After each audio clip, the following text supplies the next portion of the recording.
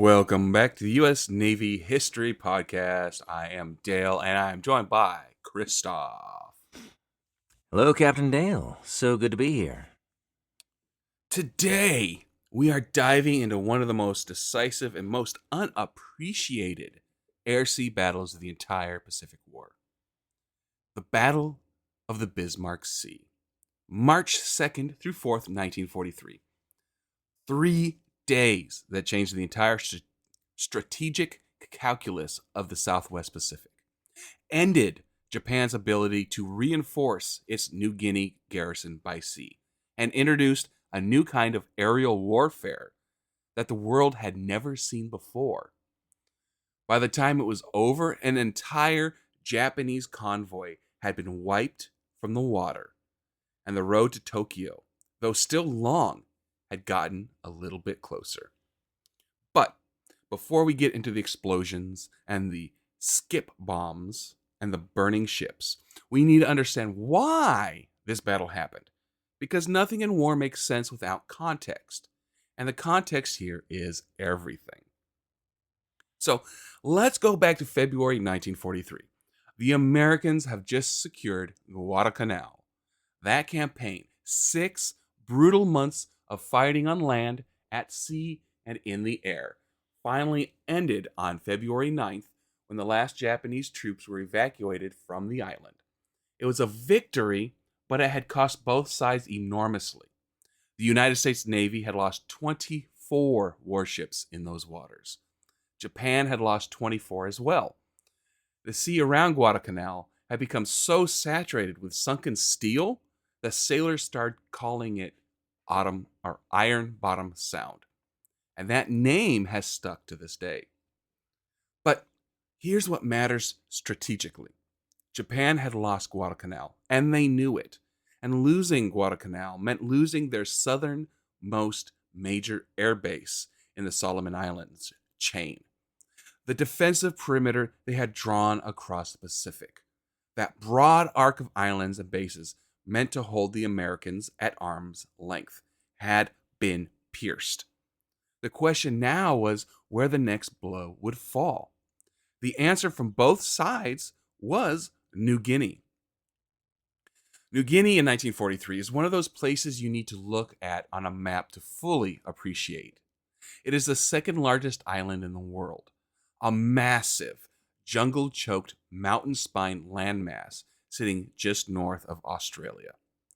The Owen Stanley Range runs down its spine like a broken spine, with peaks topping 13,000 feet. The coastlines are a nightmare of mangrove swamps, crocodile-infested rivers, and terrain that eats armies alive. Men on both sides were dying of malaria, scrub typhus, and dysentery at rates that sometimes exceeded combat casualties. Japan had moved into New Guinea early in the year, establishing bases at Lae and Salamua on the northeastern coast, and at a handful of other positions. Their original plan to capture Port Moresby on the southern coast, which would have put their bombers within easy range of Australia, had been blocked. First by the Battle of the Coral Sea in May 1942, which stopped the seaborne invasion force. Then by the Kodiak Truck Campaign. The Kokoda Track Campaign, where Australian soldiers stopped a Japanese overland advance through the Owen Stanleys in some of the most savage fighting of the entire war. By early 1943, the Japanese position in New Guinea had stabilized, but it was fragile. Lae and Salamua were the anchors of their presence on the island. Hold those, and Japan maintained a forward base from which it could threaten the Allied buildup. Lose them, and the entire northeastern coast of New Guinea opened up to MacArthur's forces. From there, the road to Rabaul, Japan's massive fortress base on New Britain, the hub of their entire Southwest Pacific operation, became much shorter. And this brings us to Rabaul, because you cannot understand the Bismarck Sea without understanding what Rabaul meant to both sides. Rabaul was, without exaggeration, one of the most heavily defended positions on Earth in early 1943. Situated on the northeastern tip of New Britain Island, it sat inside a natural harbor formed by an ancient volcanic caldera, deep, wide, and sheltered. The Japanese had turned it into an extraordinary military base. 4 major airfields, a harbor capable of handling a fleet, upwards of 100,000 troops in the region, hundreds of aircraft, shore batteries, the whole package. For Japan, Rabaul was the linchpin, the fortress from which they coordinated their entire defensive effort across the Solomon Islands and New Guinea. Everything flowed through Rabaul: supplies, reinforcements, aircraft, orders. If you want to reinforce Leh, you staged out of Rabaul. If you wanted to run a naval operation in the slot up through the Solomons, you staged out of Rabaul. It was their strategic center of gravity in the entire region. For the Allies, Rabaul was the objective, the place that had to be neutralized before the road north to the Philippines and ultimately Japan itself could be opened. MacArthur wanted it. Halsey's forces in the South Pacific were working towards it from the east through the Solomons. The entire Allied strategy in the Northwest Pacific in 1943 was, at its core, about isolating and strangling Rabaul. So here's the situation as of late February 1943. Japan holds Leh and Salamura in New Guinea.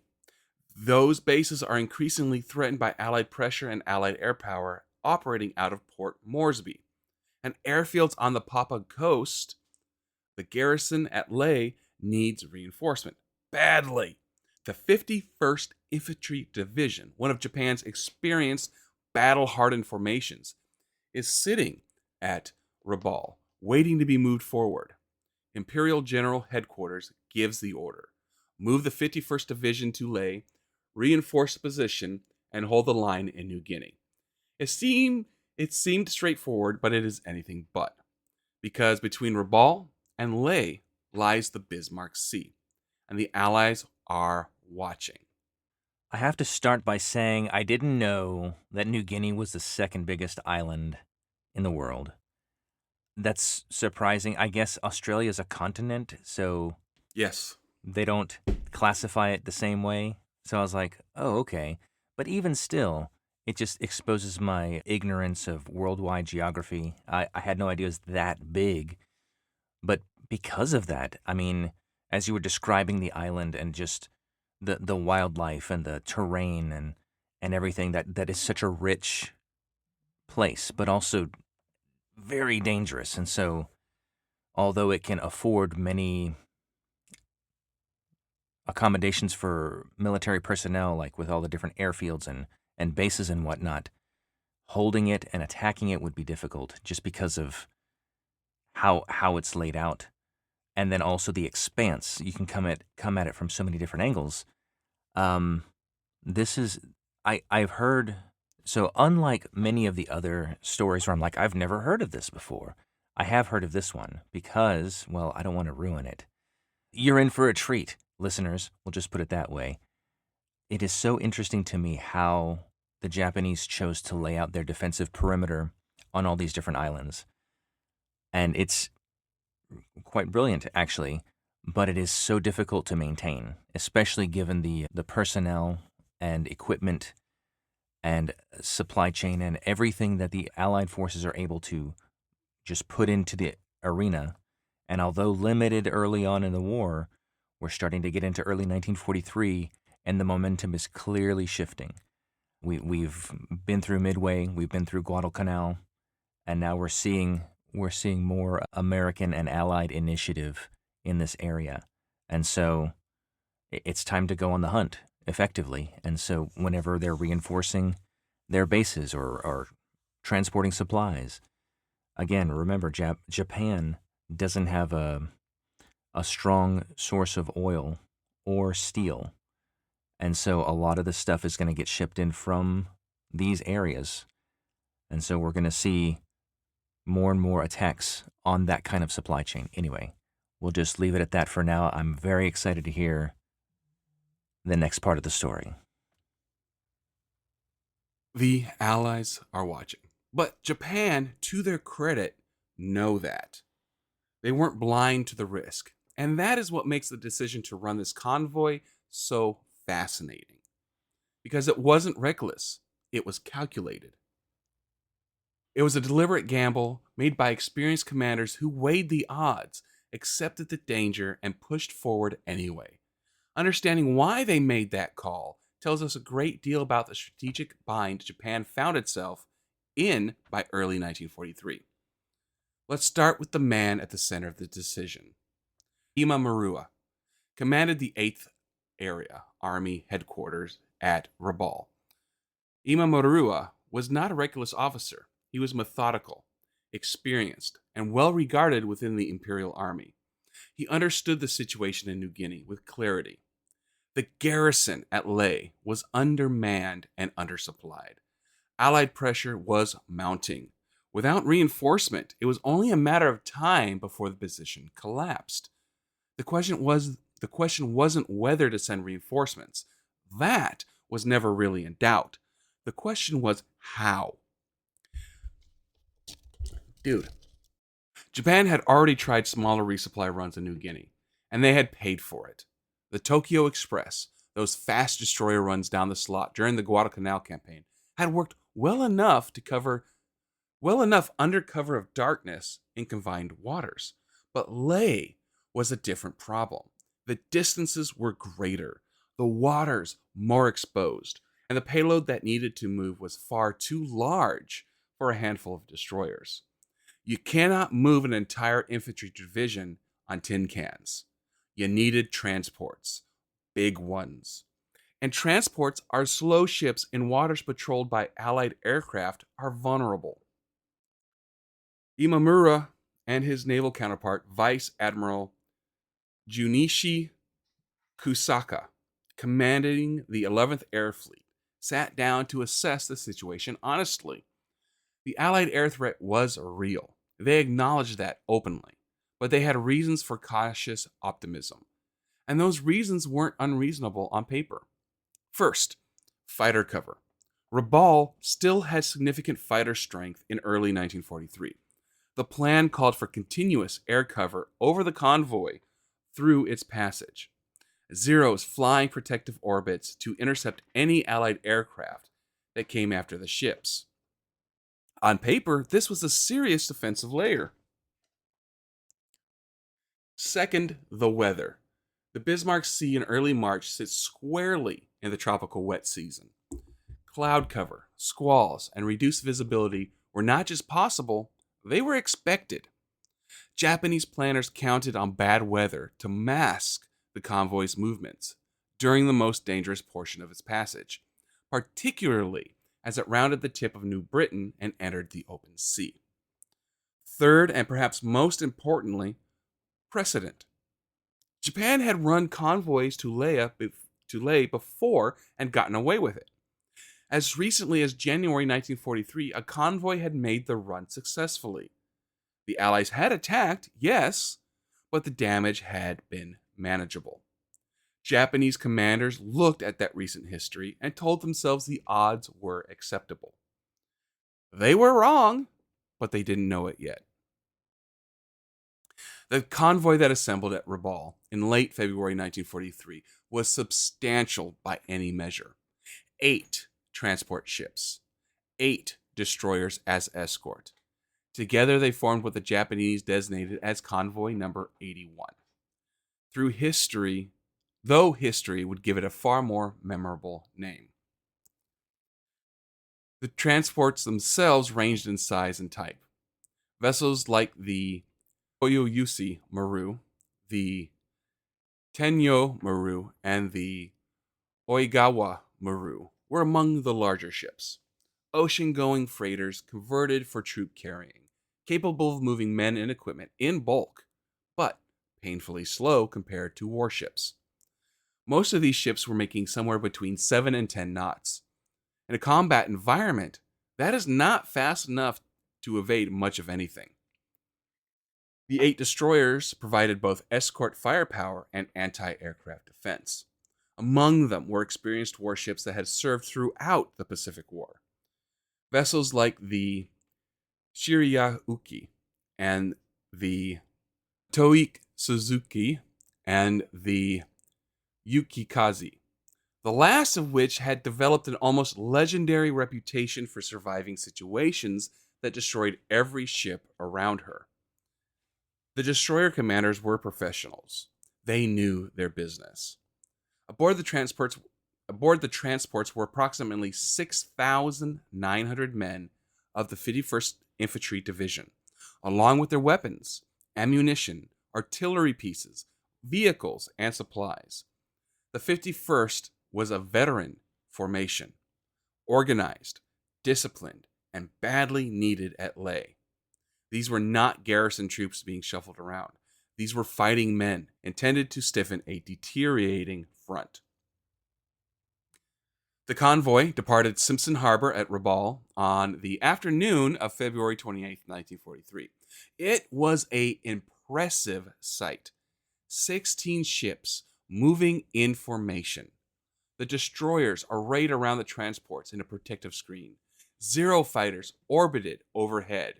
By any measure of what Japan could put together at this stage of the war, this was a serious effort. The route they planned to take was deliberately chosen, rather than following the direct southern path across the open Bismarck Sea, which would have been shorter but more exposed. The convoy would hug the northern coast of New Britain, using the island's landmass as partial cover against the detection from the south. They would round the western tip of New Britain at Cape Gloucester, then turn south towards Leh. The total distance was roughly 600 miles. At convoy speed, that was 3 days at sea. 3 days during which Allied eyes would be searching for them.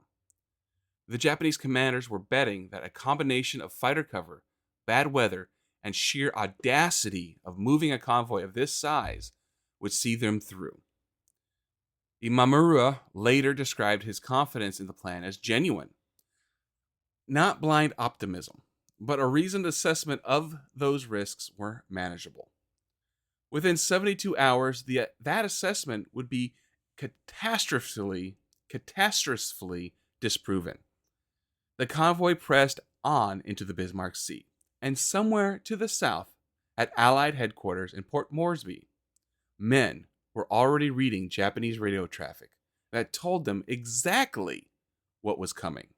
That last statement really just got me shaking my head because it seems like, at least in the last several episodes, what we would experience is some kind of intelligence intercept that really led to a transformational shift in the overall war. And I knew that intelligence gathering was important previously and vital to the success of a mission, but time and time again, you see how understanding where the enemy's going to be, what their configuration is going to be like, and I mean, just the more information you have, clearly the better. The defensive structure, the path of travel that they're going to take. Like you said, they're going to hug the coast, which would normally be very good.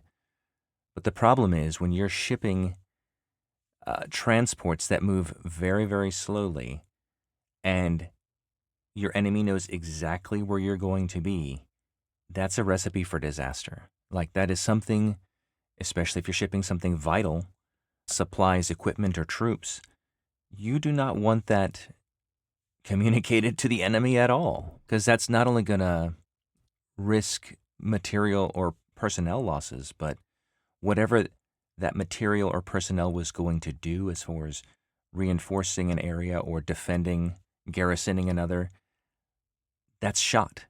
And then you're going to have to come up with replacements. This is the case in every conflict, resources matter and you have to manage them appropriately. And it seems like Japan is doing everything they can to protect this transport fleet. But the fact that the Allies have such an insight, it is going to be catastrophic for the Japanese. And it's going to be, again, hard to recover from because their supply chain is not as industrially sound as the Americans, for example. It's going to be a lot of kabooms, man. That's the short version. Oh, dude, that's a very short version. So let's talk about the men listening. The program was called Ultra. And if you're not familiar with it, the short version is this. Allied cryptanalysts working out of stations in Washington, Pearl Harbor, and Melbourne had broken the Japanese naval and army codes. Not perfectly, not completely, and not always in time to act on what they read, but well enough, often enough, to give Allied commanders a window into Japanese intentions that their enemies could not have imagined existed. The full story of Ultra is extraordinary and fills entire books on its own. For our purposes today, what matters is this. When Japan began assembling Convoy number 81 at Rabaul and transmitting the operational orders that set it in motion, Allied signals intelligence picked it up, decoded it, and handed it to the men who needed to act on it. The primary recipient of that intelligence in the Southwest Pacific was General Douglas MacArthur, Supreme Commander of the Allied forces in the region.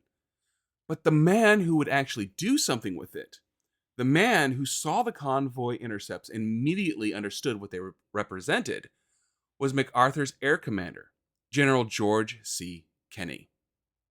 Kenney had received word of the planned convoy movement in late February, several days before the ships even left Rabaul. Kenney had received word of the planned convoy movement in late February, several days before the ships even left Rabaul. The intercepts were detailed enough to give him the convoy's approximate composition, its intended route, and its departing timing. This was not vague intelligence. This was specific, actionable information about a major Japanese military movement. To understand why this mattered so much, consider the alternative. In most naval engagements of the Pacific War, the side that got caught moving was reacting to incomplete information. A coast watcher report, a patrol aircraft sighting, a radio direction fix that gave you a general area, but not a precise position. You sent your forces out and hoped you found the enemy in time. The fog of war was real, and it killed people.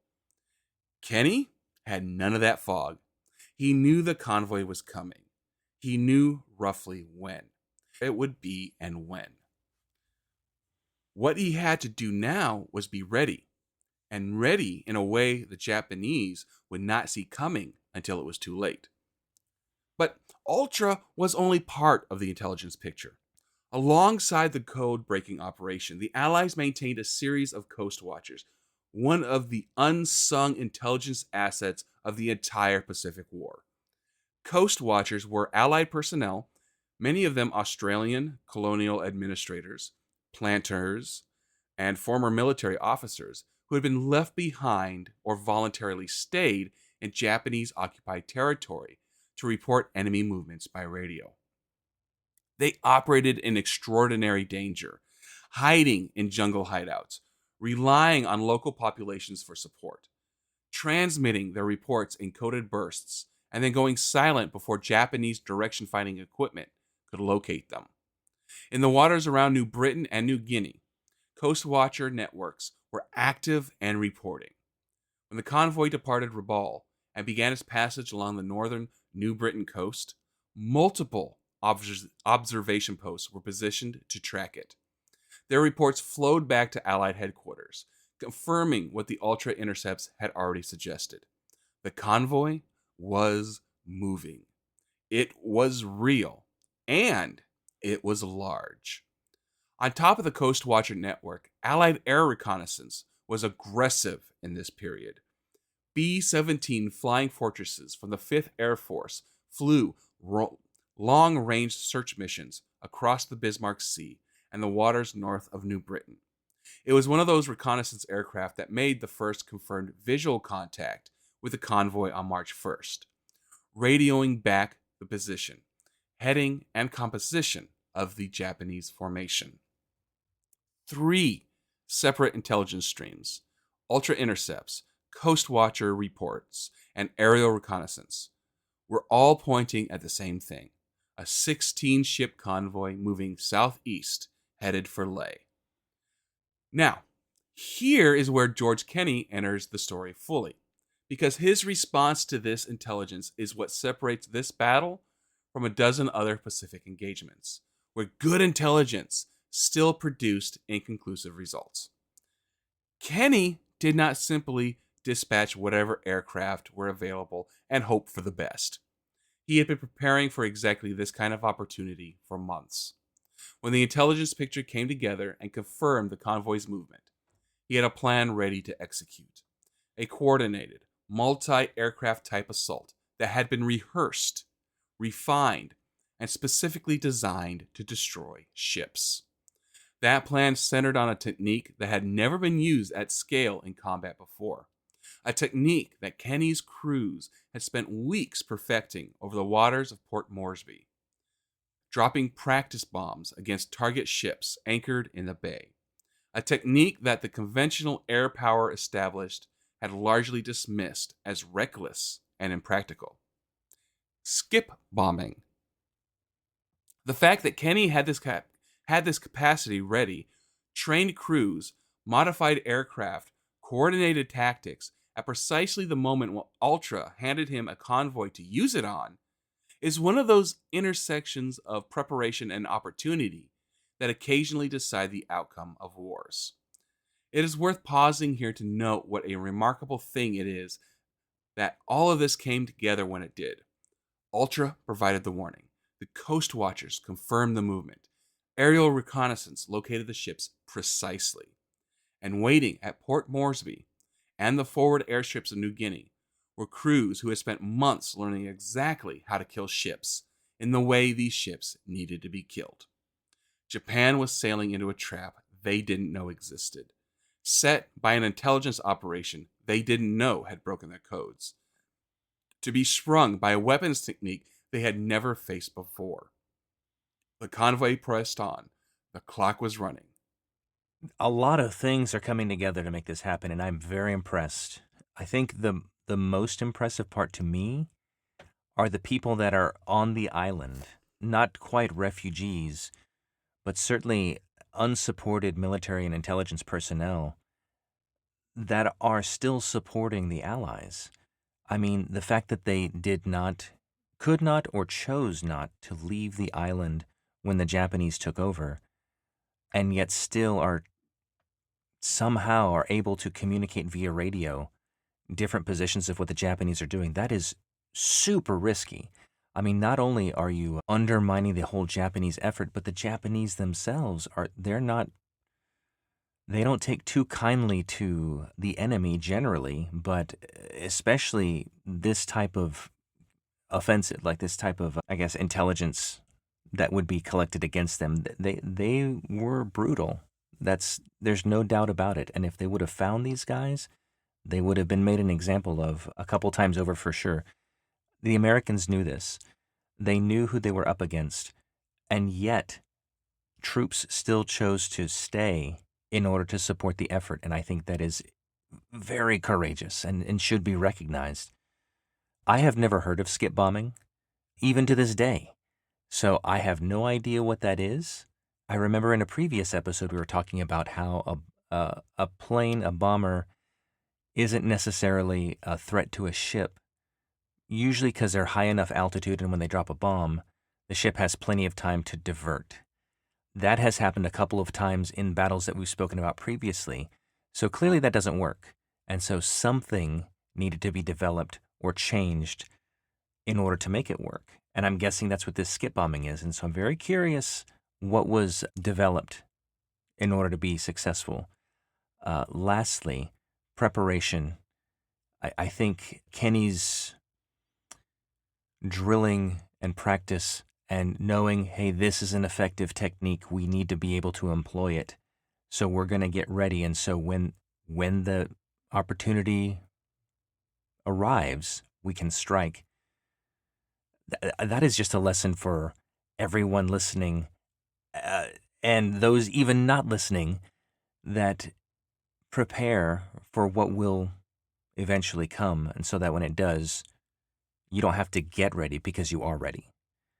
And it's all coming together. I'm very excited to see what happens. It's always interesting whenever you see a combatant going through an operation seemingly secure, but the intelligence leak makes everything that they're doing incredibly dangerous and on the verge of catastrophe, like you were saying. Well, yeah, let's see what happens. Sorry, go ahead.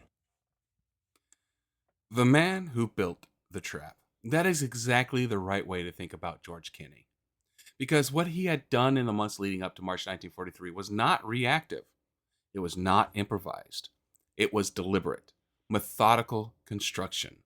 The building of a specific capability to solve a specific problem, executed by a commander who understood both air power and ground truth in a way that very few senior officers of any nation did during the Second World War. So, who was George Kenney? Because if you learn about the Pacific War from popular history, you probably know Nimitz, you know Halsey, you know MacArthur. For better or worse, Kenney tends to get footnoted. And that is a serious injustice to one of the most innovative and effective air commanders the United States has ever produced.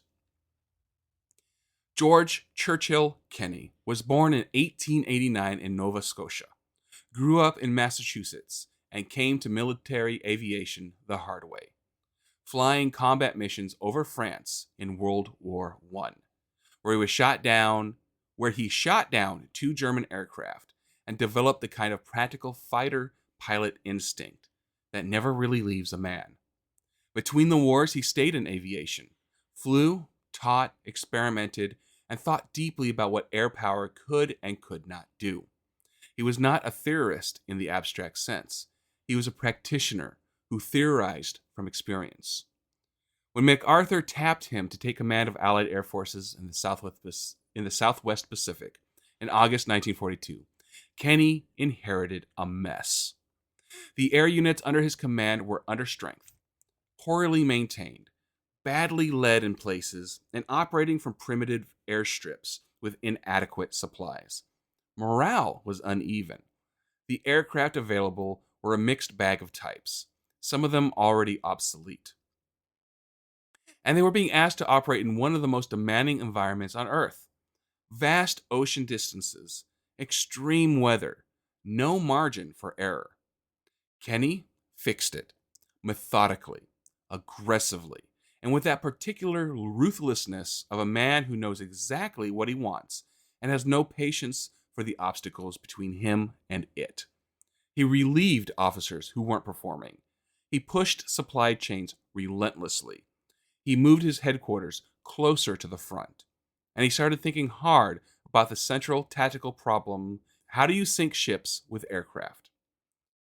This was not a simple question in 1942.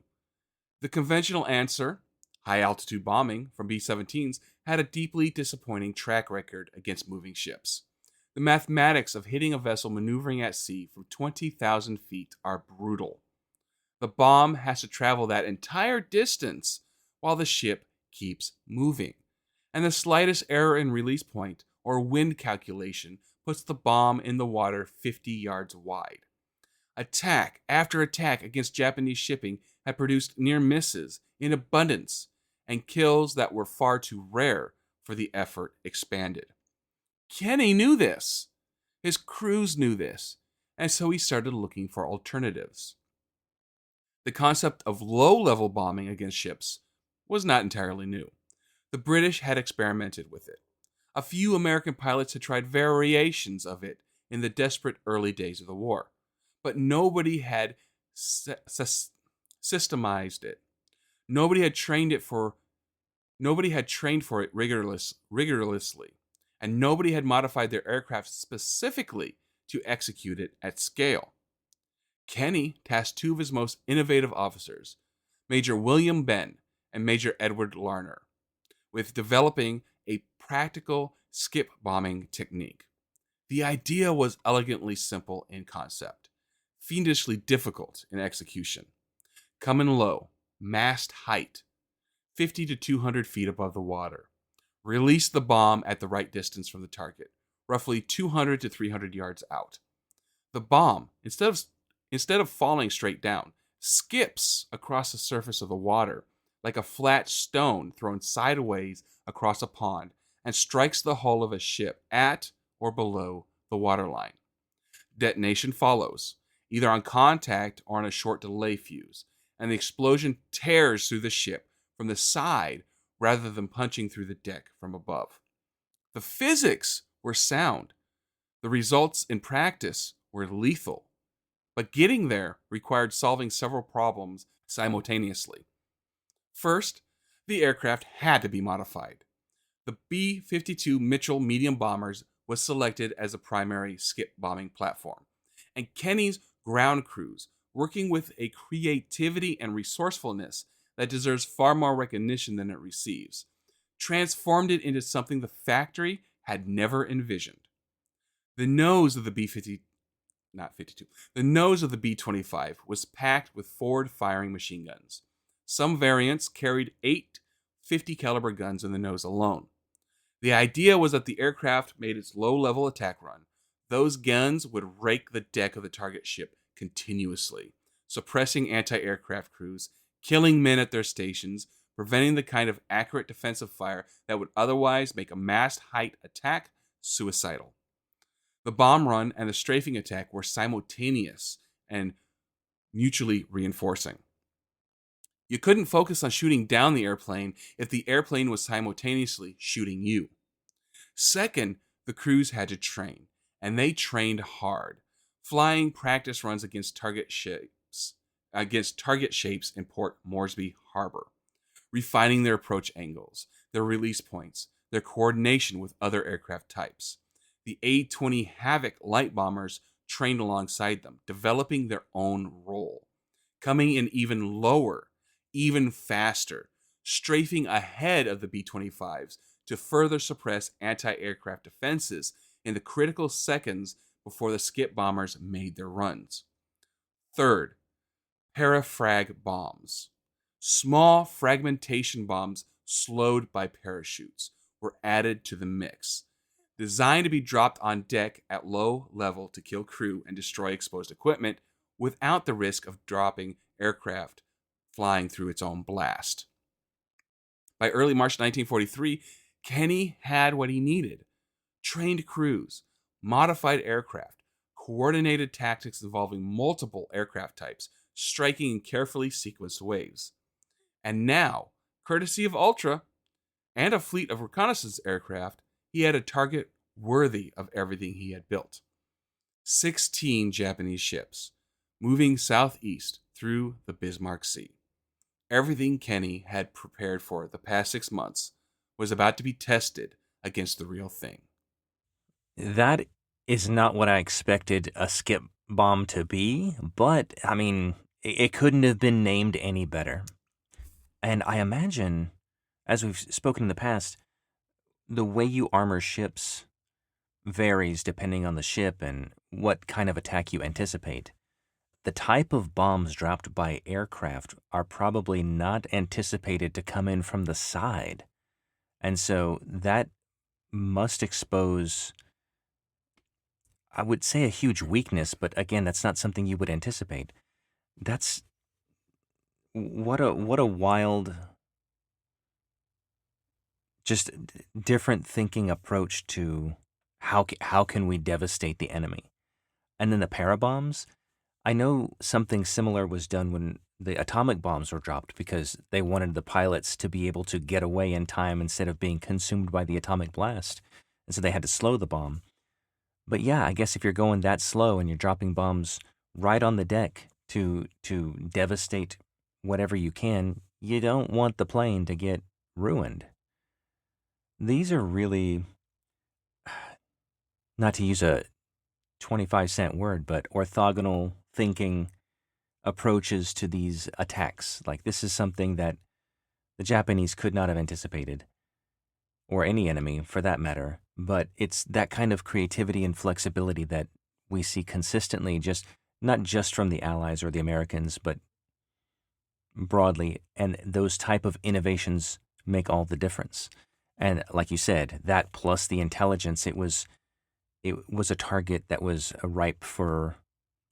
So everything Kenny had prepared was about to be tested against the real thing. But war rarely cooperates with clean timelines. And the Battle of the Bismarck Sea did not begin with the coordinated, devastating strike that Kenny had designed. It began, as so many battles do, with frustration, with weather, with incomplete information, and with the grinding reality that even the best laid plans have to survive first contact with the enemy and the environment simultaneously. The convoy had departed Rabaul on the afternoon of February 28th. Allied reconnaissance aircraft were searching for it almost immediately. And on March 1st, a B 17 crew finally found it. 16 ships moving in formation along the northern coast of New Britain, right where the intelligence said it would be. The sighting report went back to Port Moresby, and Kenny's planning machine shifted into high gear. But there was a problem, a significant one: the weather. The Bismarck Sea in early March sits in the heart of the tropical wet season, and the weather system that had settled over the region in late February was exactly what Japanese planners had been counting on. Heavy cloud cover, intermittent squalls, visibility that could drop from several miles to near zero in the time it took to fly from one end of a weather cell to the other. For high altitude bombing, the only kind of attack available on March 2nd before Kenny's skip bombing force was in position to strike, this was deeply problematic. The first major Allied strike on March 2nd was carried out by B 17 Flying Fortresses of the 5th Air Force. These were big, capable aircraft flown by experienced crews, and they went after the convoy at high altitude, somewhere between 6,000 and 7,000 feet, lower than their typical operating altitude, in order to get below the worst of the cloud cover and improve their bombing accuracy. The results were mixed, which is a polite way of saying they were largely disappointing given the size of the effort. The B 17 crews pressed their attacks through heavy anti aircraft fire and intermittent cloud cover. They scored hits. The transport Oksui Maru took bomb strikes and went down. One ship sunk, a meaningful result. Several other vessels were damaged to varying degrees, but the bulk of the convoy pressed on, shaken but intact.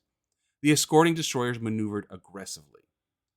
The Zero fighter cover engaged the attackers, and the weather did exactly what Japanese planners had hoped it would do. It made precision bombing genuinely difficult. Now, here's where the Japanese response becomes, "Ow, you!" He just came out of nowhere, just kind of. Sorry, that was funny. Now, here's where the Japanese response becomes interesting,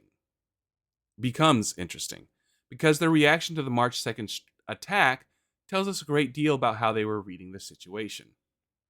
The loss of the Koyosuke Maru was serious. She was carrying a significant number of troops and supplies, and watching her go down was a blow to morale as well as logistics.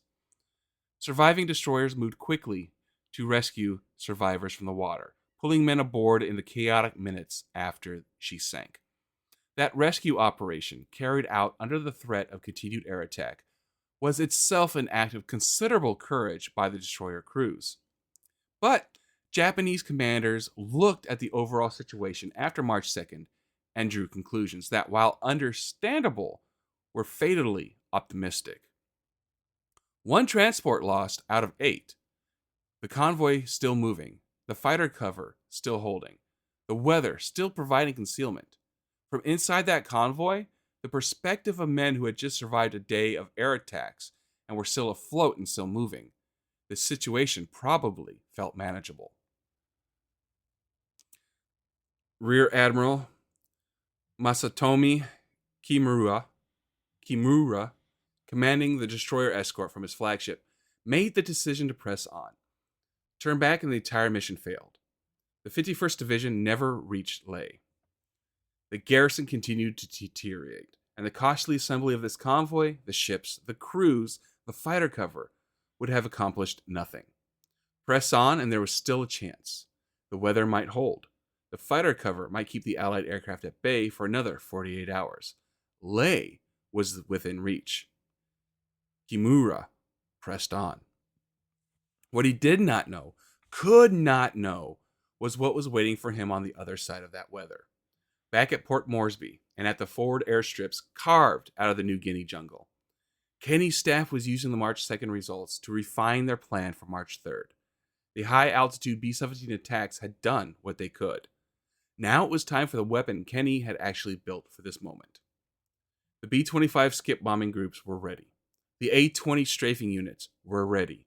The coordinated plan, the carefully sequenced waves of attack that would arrive over the convoy in a specific order, each type of aircraft performing its specific role in the overall assault, had been rehearsed and refined.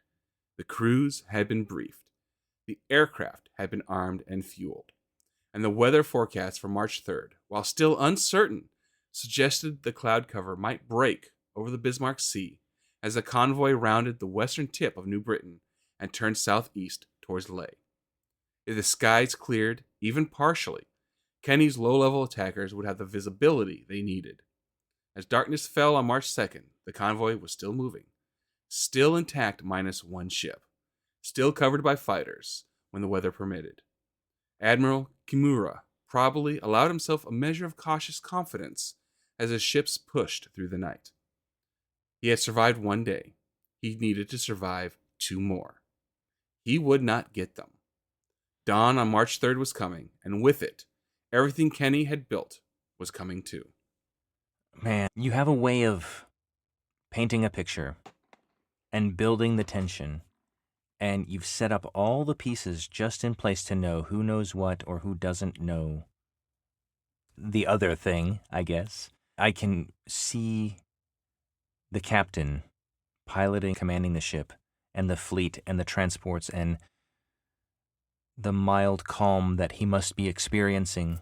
You know, I have to imagine that any moment, any day, any hour, an attack could come. And so you're always just kind of on that edge.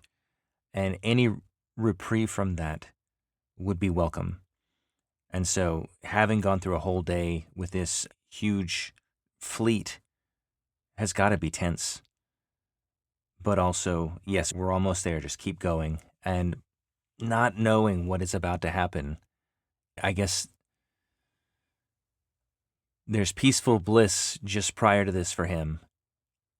And then that's just going to get shattered. It's just going to get destroyed. And the Americans and allies are going to do something devastating that they've been training for. And this is, yeah, go ahead. I know some of how this is going to end up, and I don't want to ruin it for the listener who may not know. Go ahead. Dawn on March 3rd was coming, and with it, everything Kenny had built was coming too. But before we walk through what happened that morning, I want you to hold two images in your mind simultaneously. The first image, 16 Japanese ships, well, 15 now, moving through the Bismarck Sea in the early morning light. Destroyers arrayed in a protective screen. Transports laden with nearly 7,000 soldiers. Crews at their anti-aircraft stations. Eyes scanning the sky.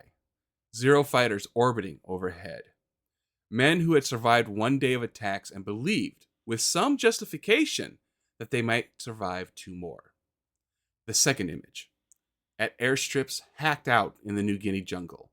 Engines turning over in the pre-dawn darkness. B-17s, B-25s, A-20s, Australian bow fighters. Dozens of aircraft being armed, fueled, and checked by ground crews, working by flashlight and engine glow. Pilots studying their approach angles one more time. Bombardiers checking their release mechanisms. Gunners loading ammunition belts. Everyone knowing that today was the day. The months of training either paid off or didn't.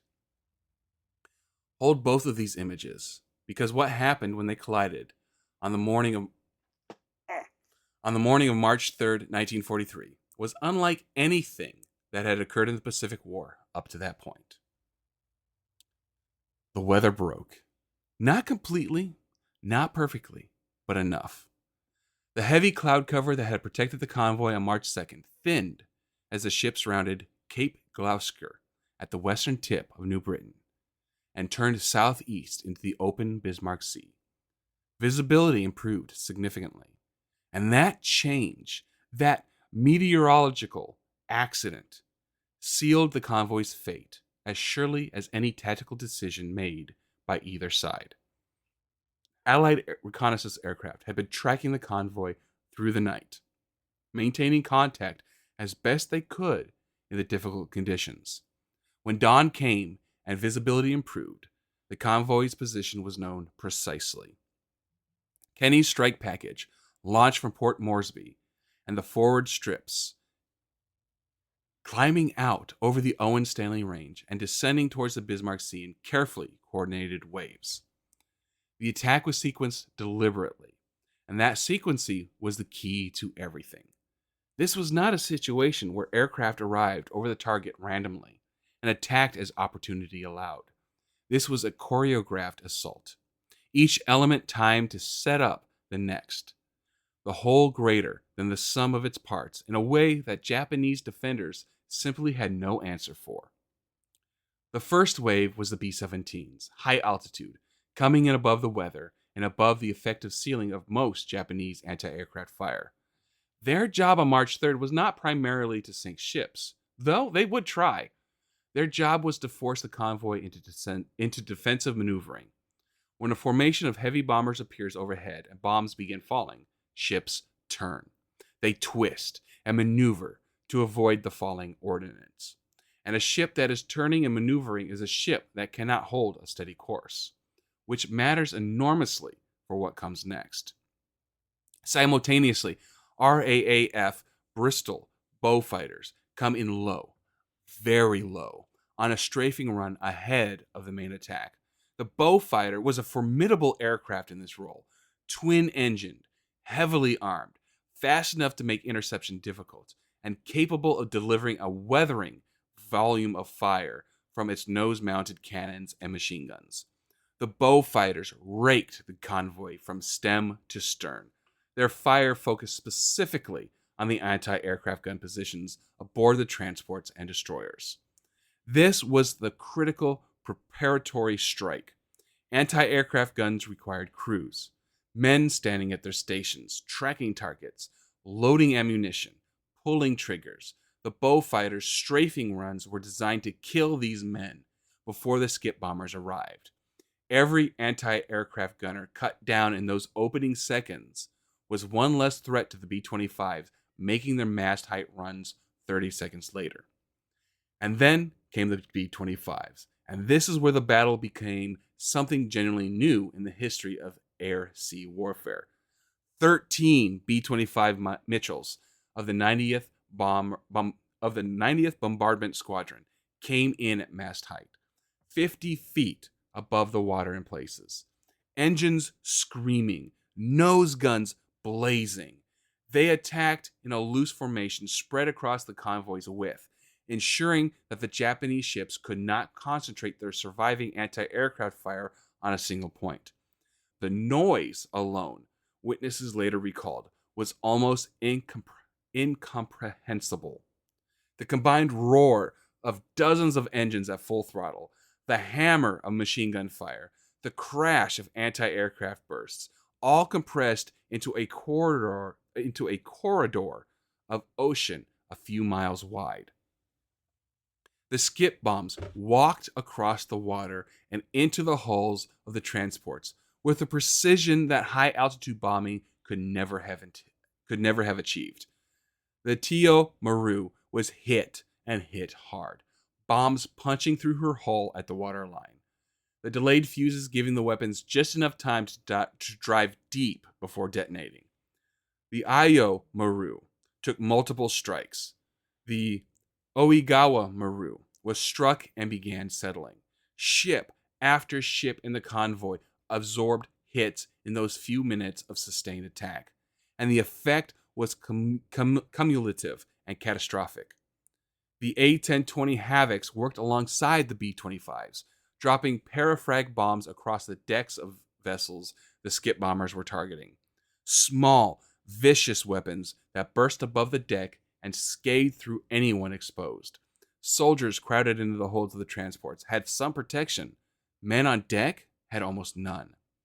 In the space of roughly 30 minutes of concentrated attack, the convoy went from a battered but functioning formation to a scene of devastation. Ships were burning. Ships were sinking. The organized defensive screen the destroyers had maintained was fracturing as captains maneuvered desperately to avoid bombs and pick up survivors simultaneously. By mid-morning on March 3rd, the outcome was no longer in doubt. The only question was how complete the destruction would be. The answer to that question would be delivered through the afternoon and into the night. It is amazing what a coordinated attack can do. And as you describe it, it's brilliant. And I just keep thinking about the B-17s starting it off and how not only do the ships twist and turn to avoid getting hit by bombs, which at this point the Japanese have done very well and consistently for a long time. The Americans are going to try to bomb. Our guns can't reach them, but we should try to shoot at them anyway. And so what you have are ships slowing down and twisting and maneuvering, but the anti-aircraft fire is looking up at these planes, trying to get a shot in. And then the Mitchells come in with their skip bombs, and this whole combination of attack is just so well coordinated. And of course, we had just talked about you can't hit a ship generally from a high-altitude bomber because they'll move. But that's exactly what the Allies were anticipating. Yeah, they're going to move, and when they do, that is when we're going to strike. There is something about having discipline and knowing what to do in a situation, but when it's so predictable, your enemy can anticipate how you will react to any kind of feint or attack or move. That really sets them up to hit you again in a way that you may not have the discipline or strategy to defend against. And I think because this was new, this was not something they could anticipate, it was devastating. And I think that may be an understatement. You had mentioned earlier how many troops were being transported, and it was an insane number, like in the thousands, right? This attack is going to knock out a huge amount of soldiers. And that's just that many fewer soldiers that Japan will have to reinforce an area or defend an area or attack another place. This is such a crucial strike by the Allies. I can see that this was a valid and important choice to showcase on this podcast because of how influential it was. So we get to the afternoon and what that looked like. What happened in the hours after the main strike is a part of the Battle of the Bismarck Sea that is essential to understanding the battle completely. Because the morning attack was devastating. But the story did not end with the last B-25 pulling off its attack run and climbing back towards New Guinea. What followed was grimmer, more complicated, and more morally fraught than anything that had happened in the morning's clean, almost clinical choreography of coordinated air attack. Through the afternoon of March 3rd, Allied aircraft continued to work over the remnants of the convoy, the ships that had survived the morning assault, and there were fewer of them than there had been at dawn, were in various states of damage and distress. Some were dead in the water, listing heavily, crews abandoning ship. Others were still moving, still fighting, their anti-aircraft guns still manned by men who had been under attack for hours and were not yet done. The bow fighters came back. The A-20s came back. Additional B-25 strikes were launched from the forward strips. The afternoon attacks were less choreographed than the morning's carefully sequenced assault, but they did not need to be. The convoy's defensive coherence had been shattered. The Zero fighter cover, which had been a meaningful protective layer on March 2nd, was being ground down by repeated combat. Aircraft lost, pilots exhausted, fuel states critical. By afternoon, the fighter umbrella that Japanese planners had counted on was thinning badly. Individual ships were being hunted now rather than attacked as part of a formation. A transport still afloat and moving was a target. A destroyer trying to hold position while picking up survivors was a target. The bowfighters, in particular, were brutally effective in this phase of the battle. Their cannon fire capable of penetrating light deck armor, starting fires, destroying bridge structures, killing the men who were trying to con their vessels through the chaos. The destroyers deserve a specific attention here, because their performance through the afternoon of March 3rd and into the night represents one of the more remarkable displays of seamanship and raw courage in the entire Pacific Naval War. 4 of the original 8 destroyers would survive the battle. The other 4 were sunk by air attack during March 3rd. Among them, the Shirayuki, which had been one of the convoy's primary escorts, and the Arashio, who took bomb hits and left her dead in the water and burning. Watching a destroyer go down is a particular kind of loss in naval warfare. These were not slow, lumbering transports. These were fast, maneuverable warships crewed by professional sailors who knew exactly what they were doing. The fact that the air attack destroyed 4 of them in a single day tells you something important about the scale and effectiveness of what Kenny had unleashed. But the surviving destroyers, the Yuikiyas, the Uranami, the Shikinami, and the Ashio, before she too was lost, spent the afternoon doing something that air attack could not easily prevent. They were picking up survivors, moving through water littered with wreckage and oil and the debris of shattered ships, taking aboard sailors and soldiers who had gone into the water when their vessels sank. Under air attack, under the guns of aircraft making repeated strafing runs, stopping or slowing to pull men from the water despite everything the Allied aircraft could throw at them. The Yukazi, in particular, that legendary ship, the one that seemed constitutionally incapable of being sunk,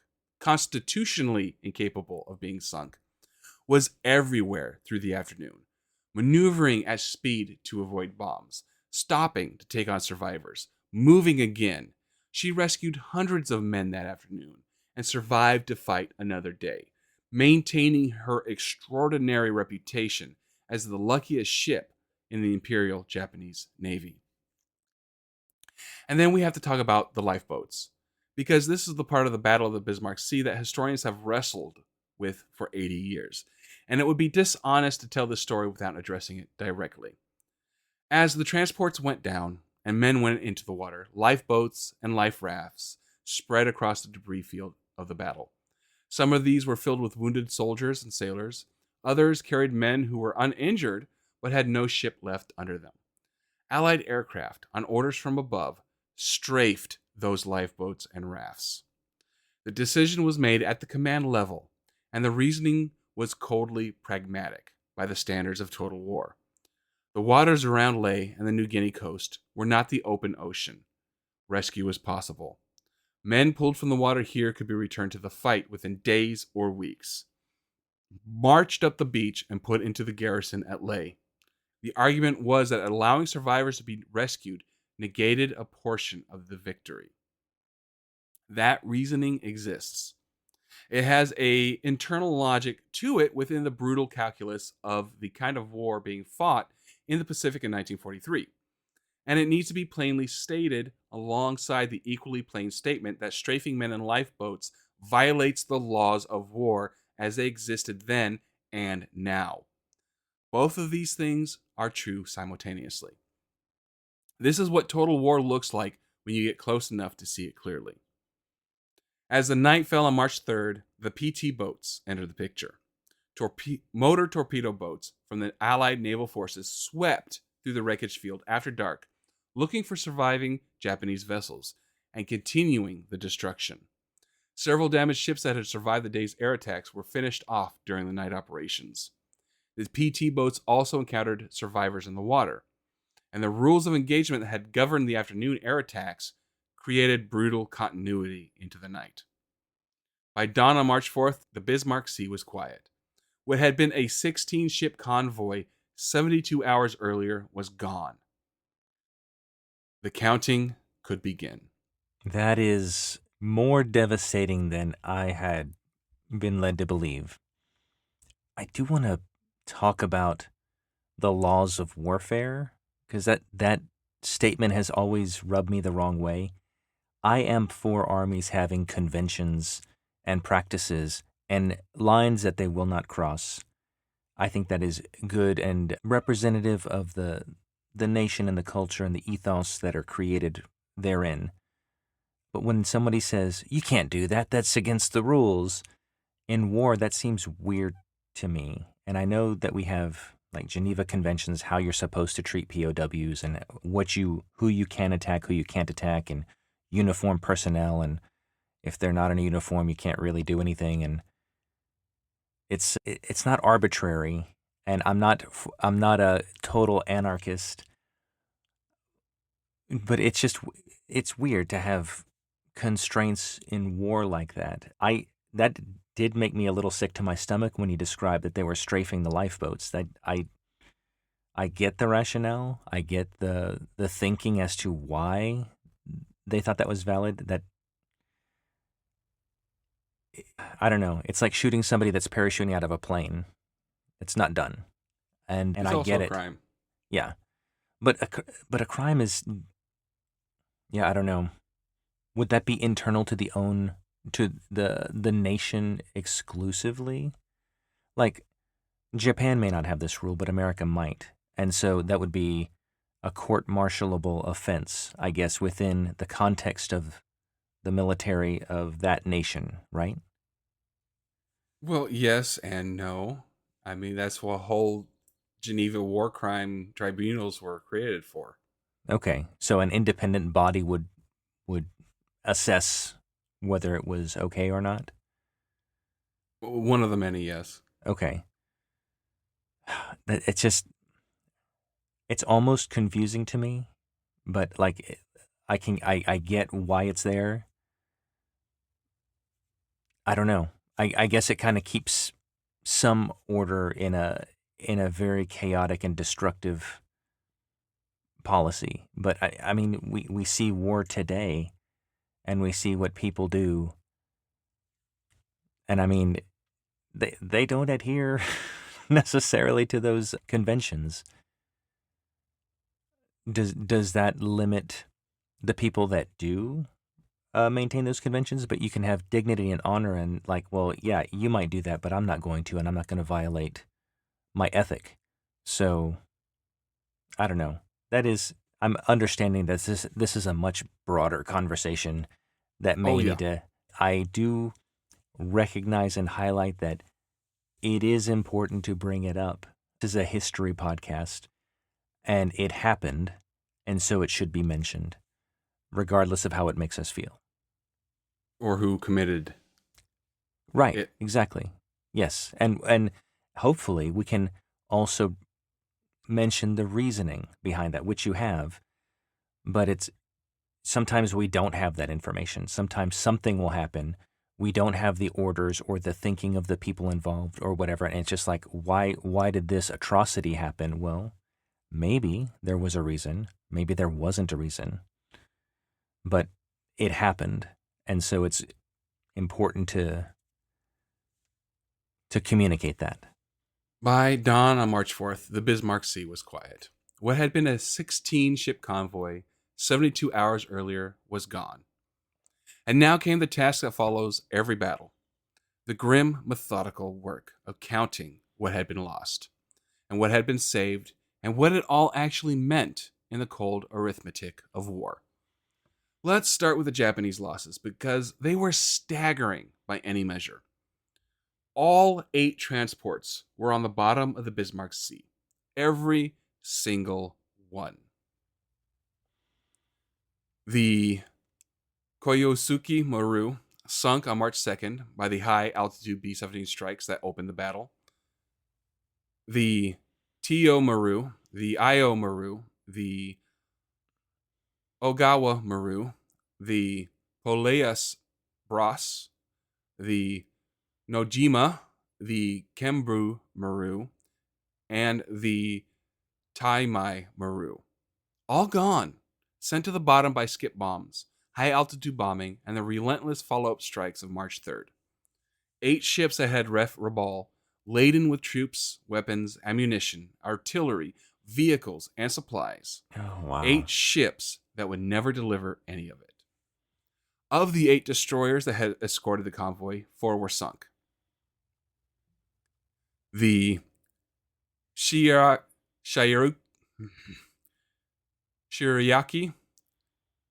Tokasuke, Toi Arashu, and Nojima were lost to air attacks during the main assault on March 3rd.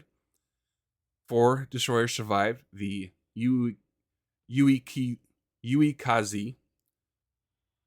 Uranami, Shikinami, and Ashiyu, though the Ashiyu was so badly damaged that she was caught and finished off by Allied aircraft on March 4th, while still trying to make her way back towards Rabaul, reducing the surviving escort to 3 vessels.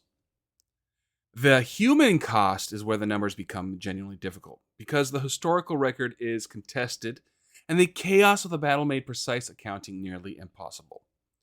The most commonly cited figure is approximately 2,900 Japanese killed. Whoa. Soldiers and sailors combined. Some estimates run higher, pushing towards 3,000 and beyond. A significant portion of those deaths occurred not during the initial sinkings, but in the water afterwards. A brutal reflection of the strafing orders and the PT boat operations of March 3rd. Of the roughly 6,900 troops of the 51st Infantry Division who had boarded the transports at Rabaul, somewhere between 800 and 1,000 eventually reached Leh. Not aboard the convoy ships, but rescued from the water by the surviving destroyers and subsequently transported by submarine and small coastal craft in the days following the battle. A handful of additional survivors were picked up by Japanese submarines that moved into the area after the battle concluded. Some of the men clung to wreckage for days before being found. The 51st Division, one of Japan's experienced, battle-tested formations, had been effectively destroyed as a fighting force before it ever engaged the enemy on land. Thousands of its soldiers were dead. Those who survived had lost their weapons, their equipment, their supplies, everything that had been loaded aboard those 8 transports. Even the men who reached Leh arrived as survivors rather than reinforcements, traumatized, unarmed, and in no condition to immediately strengthen the garrison they had been sent to save. Now, let's look at what the Allies lost, because the asymmetry here is remarkable and tells its own story about how completely the battle had gone in one direction. Allied losses were comparatively light, painfully so from Japan's perspective. The 5th Air Force lost 4 B-17s and 5 other aircraft, A-20s and B-25s, during the 3 days of operations. 13 Allied airmen were killed. Several more were wounded. A handful of aircraft that returned to base were badly damaged enough to require significant repair. 13 men against nearly 3,000. A handful of aircraft against 16 ships. Those numbers are not a rounding error or a statistical quirk. They reflect the fundamental nature of what Kenny had constructed. A weapons system, if you want to think of it that way, specifically designed to deliver maximum destruction at minimum cost. The coordinated attack package, with its sequenced strafing and skip bombing waves, had done exactly what it was designed to do. The Allied air crews who flew those missions came home to their jungle airstrips and their primitive mess halls and their canvas cots, and they knew they had done something significant. Kenny knew it too. His after-action report to MacArthur was, by the standards of military bureaucratic communication, almost exuberant. He had built something, he had used it, and it had worked beyond even his own considerable expectations. The Japanese response to the disaster was immediate and revealing. Imperial General Headquarters received the reports from the surviving destroyer commanders and from the handful of aircraft that had witnessed the battle from above. And the picture that assembled itself was deeply disturbing to the men responsible for the Southwest Pacific campaign. Vice Admiral Kusaka's after action analysis was candid in a way that Japanese military reporting often was not. The combination of coordinated air attack types, high altitude, low level strafing, skip bombing, had created a defensive problem with no good solution. Defending against high altitude bombing required one set of responses. Defending against low level strafing required contradictory ones. Doing both simultaneously while also trying to maneuver ships to avoid skip bombs coming in at water level had overwhelmed the convoy's defensive capability completely. The Zero fighter cover, despite the pilot's skill and courage, had been unable to simultaneously intercept high altitude bombers and protect against low level attacks. The geometry of the attack simply didn't allow it. You cannot be in two places at once, and Kenny's sequenced assault had exploited that physical impossibility with devastating efficiency. Japanese commanders drew their logical conclusion. Large-scale daylight convoy operations into the waters south and east of Rabaul under current conditions of Allied air superiority were no longer viable. The Bismarck Sea route to Leh was effectively closed. The strategic implications of that conclusion would ripple outward in ways that neither side could fully measure in the immediate aftermath of the battle. Imagine an attack so lopsided and devastating that even the conventions of Japanese reporting are interrupted. This is such a slam dunk for the Allies, and it was properly assessed, I think, by the Japanese military who witnessed it. You can't defend against this with what we have now. And I'm sure in time, different techniques or strategies or even technologies may have been developed to help with this, but they certainly didn't have it at the time. And that's what the Allies had to deal with early on. Like, they were playing catch up for a while, and now they're finally driving the initiative. They have the momentum and new techniques and new technologies, and that's just going to keep snowballing in a way that the Japanese aren't going to be able to respond to fast enough. One thing you mentioned earlier about how the transport was navigating, I think actually helped with the Allied attack in that they weren't crossing the sea lane directly, the shorter path. They were going along the land.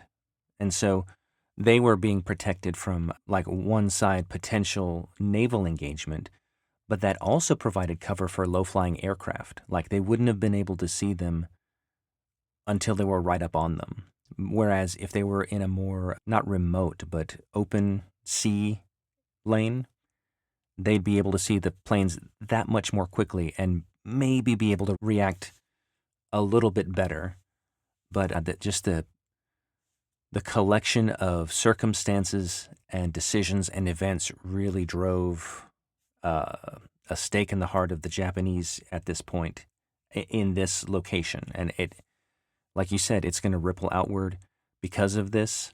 They're going to have to second guess how they approach things. Or when I talked about the tension that the captains are under all the time, being on the knife's edge of an attack can come at any time, now that's amplified in a way that a coordinated attack may come, and I have to make a calculated decision of how to respond in a way that minimizes losses, but there will be losses. Like, it's almost now a given after what they just experienced. And that's very damaging to the psyche, and that cannot be sustained very long. Yet they did persist because that attitude or that discipline that they demonstrated helped to push them past such burdens. And that's amazing. The strategic implications of that conclusion would ripple outward in ways that neither side could fully measure in the immediate aftermath of the battle. That is the nature of truly decisive engagements. Their full weight is not only visible in retrospect, when you can trace the lines of causation forward through months and years of subsequent events, and see how much of what followed was shaped by what happened in those 3 days over the Bismarck Sea. So let's trace those lines. because the Battle of Bismarck Sea was not simply a tactical victory. A convoy destroyed, ships sunk, men killed. It was a strategic inflection point that fundamentally altered the trajectory of the entire Southwest Pacific campaign. And understanding exactly how requires pulling back to the wider map and looking at what Japan was trying to accomplish and what they could no longer accomplish after March 4th, 1943. Let's start with the most immediate consequence: the isolation of the Japanese garrison at Leh. The troops already at Leh did not simply disappear because the convoy failed to arrive. There were still Japanese soldiers in that garrison, still defending the position, still requiring food and ammunition and medical supplies to continue functioning as a fighting force. But the mechanism by which Japan had been sustaining and reinforcing that garrison, large surface convoys moving through the Bismarck Sea, was now gone, closed. The price Japan had just paid for one convoy attempt was so catastrophic that repeating it was unthinkable. What replaced the convoy system was a patchwork of desperate alternatives. Submarines were diverted from combat operations to resupply runs. An inefficient, slow, and deeply unsatisfying use of an asset designed for offensive warfare. Small barges moved supplies at night, hugging the coastline, trying to stay below the threshold of Allied air detection. These efforts kept the garrison alive in a minimal sense, but they could not sustain it, could not reinforce it meaningfully, and could not replace the men and equipment that had gone to the bottom of the Bismarck Sea. Leh was not going to fall immediately, but it was, from the moment the last transport slipped beneath the surface on March 3rd, on an irreversible trajectory towards fall. The garrison was being slowly strangled, and everyone on both sides understood it, even if neither said so plainly. The fall of Leh came in September 1943, 6 months after the Bismarck Sea battle. MacArthur's forces took it in a combined amphibious and airborne operation that represented a significant leap forward in Allied capacity and confidence. And when Leh fell, the entire northeastern coast of New Guinea began to open up to Allied advance in a way that simply would not have been possible if Japan had successfully reinforced the position in March. This connects directly to the larger strategic framework that was taking shape in 1943, the plan that would become known as Operation Cartwheel. Cartwheel was the Allied strategy for neutralizing Rabaul without a direct, costly assault on one of the most heavily fortified positions in the Pacific. The concept was elegant in its strategic logic. Rather than attacking Rabaul head-on, Allied forces would advance along two parallel axes. MacArthur's forces up from the New Guinea coast from the southwest, Halsey's forces up the Solomon Islands chain from the southeast, progressively capturing or bypassing Japanese bases, building airfields, and tightening the noose around Rabaul until the fortress was cut off from resupply and rendered strategically irrelevant. The Battle of the Bismarck Sea accelerated Cartwheel in a fundamental way. By closing the Bismarck Sea to Japanese convoy traffic, it deprived Japan of the ability to reinforce its forward positions along the New Guinea coast at the scale required to mount serious resistance to MacArthur's advance. Each step up the coast, Leh, Fischenhofen, Sador, Hollandia, became more achievable because Japan could not pour men and material into the defensive positions fast enough to hold them against coordinated Allied attack.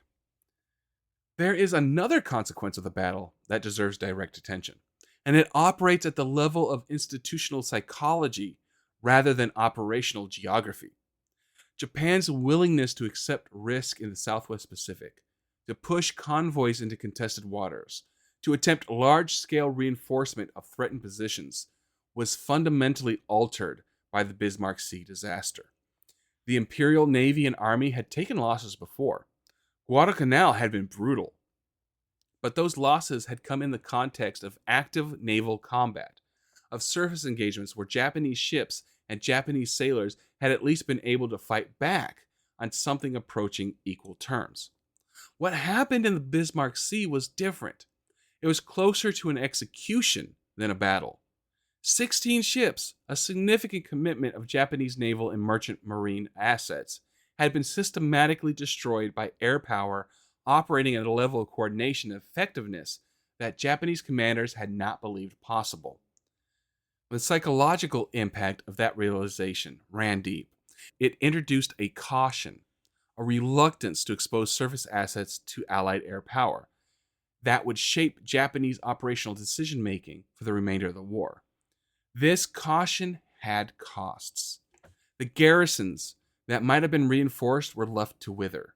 Positions that might have been contested were abandoned. The aggressive forward momentum that had characterized Japanese operations in 1942 was replaced by a defensive crutch that, while tactically understandable, surrendered the initiative to the Allies permanently. Rabaul itself, that great fortress, that hub of Japanese power in the Southwest Pacific, was never directly assaulted. Cartwheel worked. By early 1944, Allied airfields had been established close enough to subject Rabaul to continuous air attack. Its harbor was neutralized. Its air strength was ground down in a series of massive aerial battles. The decision was made to bypass it entirely, to leave its garrison of over 100,000 men sitting on their island fortress, cut off, irrelevant, waiting for a war that passed them by. The road to that outcome came directly through the Bismarck Sea, through 3 days in March 1943, when everything Kenny had built came together against a convoy that never had a chance. This is such a I don't know if it's glaring or glowing, but a big example of the importance of air superiority and the effectiveness of naval blockade, because we see both here used to great effect. A heavily defended bastion with 100,000 troops that are eager for fighting does not sound like something anybody would want to try to tackle. And so the brilliant strategy of not doing that and just letting them wait, and like you said, for a war that never comes for them, is genius. You don't risk your assets. You don't bog them down in a treacherous geography against a heavily fortified defender. You just take them out of the equation and use your assets to great effect somewhere else. This is the moment that the Allies take all the momentum. We've said in the past, it is difficult for the Japanese to reinforce their pilots and their troops and their ships. And this was devastating. And having to replace all of that and the experience that those men took with them to the bottom of the Bismarck Sea would take years in the Japanese method of training. And so this, I think, is the beginning of the end for them. But we'll see. No spoilers as to how the war ends up, but keep listening. Lose. Oh, I just told you. No, okay, it's true, they lost. Or I guess, depending on who's listening, the Japanese lost. So there we go. Yeah, what an important and pivotal battle, and I think well worth discussion. Oh, and I couldn't help but hear all these German names, Bismarck Sea and what was it, something Hoffen, and anyway, yeah, Germany was definitely in this neighborhood way back when, and I'm sure it was a World War I. It was a holding up until World War I, and then that's when the Japanese decided to claim a bunch of Pacific areas from, I'm speculating at this point. I don't know. You know what? It's a history podcast. I shouldn't be speculating. Look, we'll look it up too, and we'll talk about it in the Discord. I'll talk about that later. Thanks, Dale. Now I want to step back from the operational detail and ask the questions that I think matter most when we look at a battle like this across the distance of 80 years. Why does the Battle of the Bismarck Sea deserve more attention than it gets? What does it actually teach us about war, about leadership, about the intersection of intelligence and innovation and timing that occasionally produces something genuinely decisive? And how do we hold the full moral complexity of what happened? The brilliance and the brutality existing in the same 3 days, sometimes in the same hour, without flattening it into something simpler than it actually was. Those are the questions I want to sit with for these last few minutes. Start with the question of memory and recognition, because it is the most straightforward and perhaps the most frustrating. The Battle of the Bismarck Sea is not a household name. Poll a reasonably well read American with a genuine interest in World War II history, and the odds are good that they can tell you about Midway, about Guadalcanal, about Leyte Gulf. The Bismarck Sea, you will get a blank look more often than not. And yet, by any honest measure of strategic impact, what happened between March 2nd and 4th, 1943, belongs in the same conversation as those more celebrated engagements. Part of the explanation is geographic. The Pacific War's most remembered battles tend to cluster around places that acquired mythological status during the war itself. Island names that became synonymous with sacrifice on a scale large enough to demand permanent remembrance. The Bismarck Sea is a body of water, not an island, with a name that fits on a monument. The men who fought there came home to airstrips and jungle camps rather than the kind of dramatic before and after landscape that fixes itself in collective memory. Part of the explanation is the nature of the victory itself. The Battle of the Bismarck Sea was, from the Allied perspective, almost shockingly one-sided. 13 men killed against nearly 3,000. A handful of aircraft against 16 ships. Lopsided victories are paradoxically harder to mythologize than costly ones. We remember the battles where we suffered, where the price paid was high enough that remembering it feels like honoring something. A battle where the machinery worked perfectly and the cost was low doesn't generate the same emotional gravity, even when the strategic consequences are profound.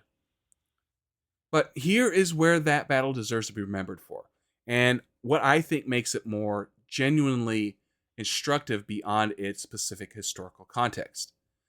The Battle of the Bismarck Sea was won before the first bomb was dropped.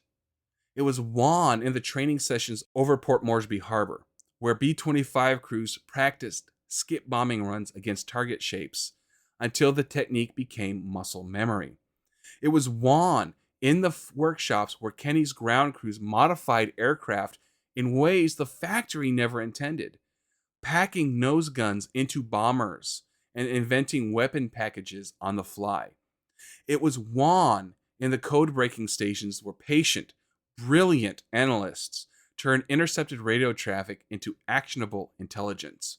It was won in the Coast Watcher hideouts where men lived for months in occupied territory, transmitting reports by radio at mortal risk to themselves.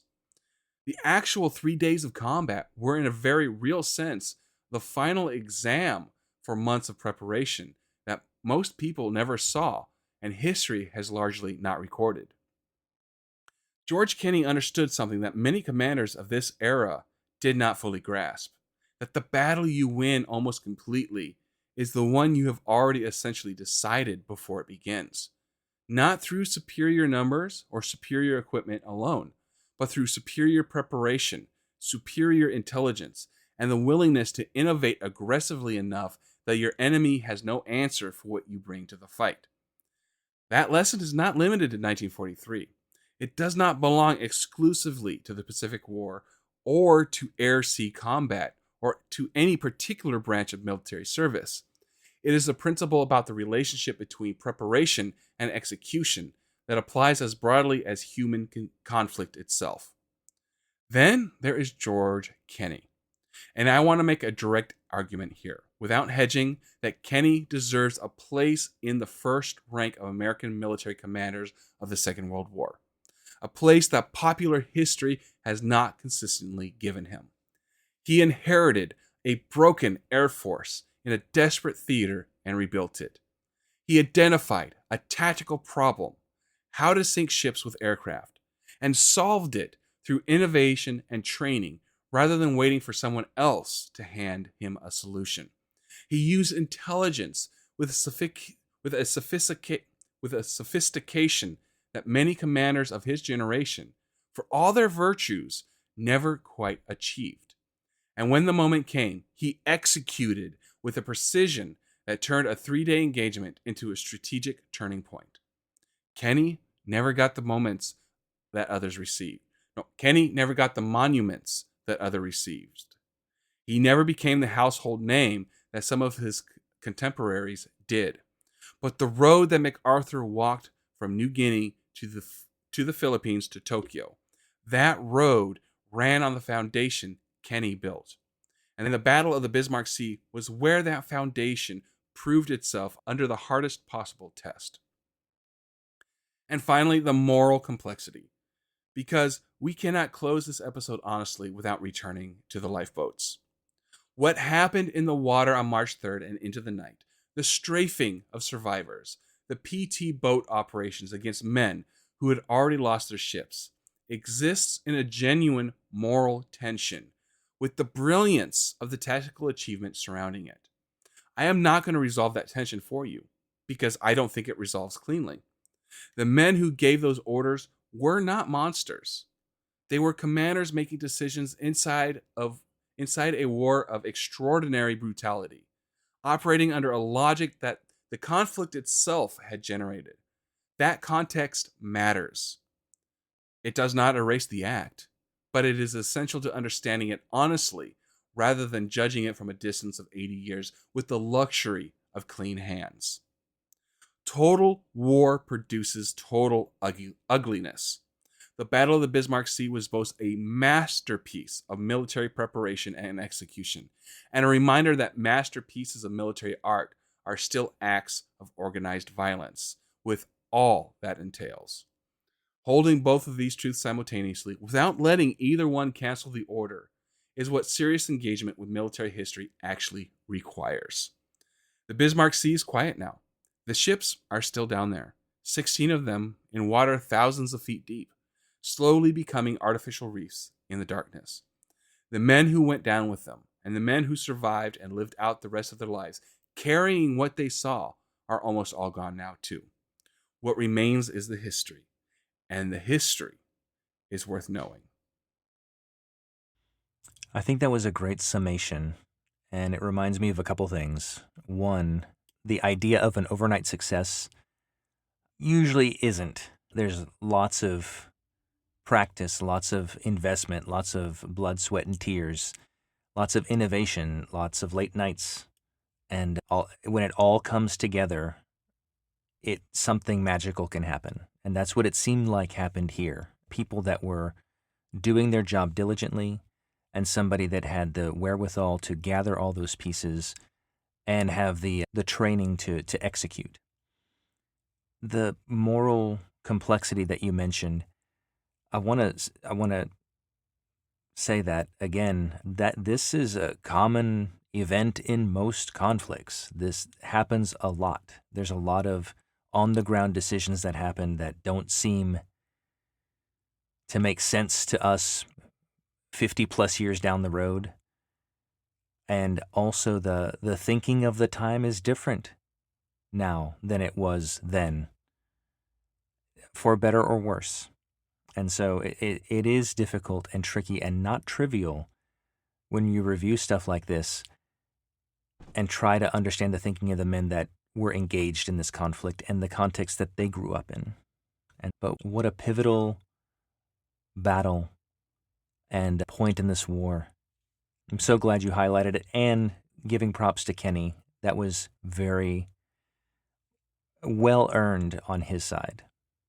All right. Well, typically we end by honoring one of our fallen angels. And today, I think instead of that, we should take a moment to remember the Japanese sailors and soldiers that were slaughtered in those strafing runs. All right, Christoph, get us out of here. All right. Thank you, everyone, for listening. I hope you learned something. I always do. And it's nice to learn together. If you ever want to get a hold of us, there's a couple of different ways to do that. You can email us at usnavyhistorypodcast@gmail.com. We are also on X Twitter. You can find us with the handle at USNHistoryPod. As mentioned previously in this very episode, there is a Discord server that you can find in the show notes. You can go there, you can join the Discord server, and you can find out, hey, what's up, everybody who also listens to this show? What did you think of the possession of New Guinea transferring hands from Germany to, it turns out it was Australia at the beginning of World War I. I looked it up. Japan did make a habit of collecting German claims at that time, but the exception was New Guinea. Australia took it in the conflict. Anyway, you could discuss that in the Discord. Also, if you could, please tell somebody you know that you think might enjoy this podcast about it. That's how we grow, and we see the numbers, and I'm shocked. People keep showing up, and more people, and it's great. It's a good shocked, not like anyway. Enough with the self-deprecation. Thank you so much for spreading the word. Leave us a review if you could, and let more people know about us. Thanks. With that, we're going to wish you guys fair winds and following seas. Bye, everybody. Bye.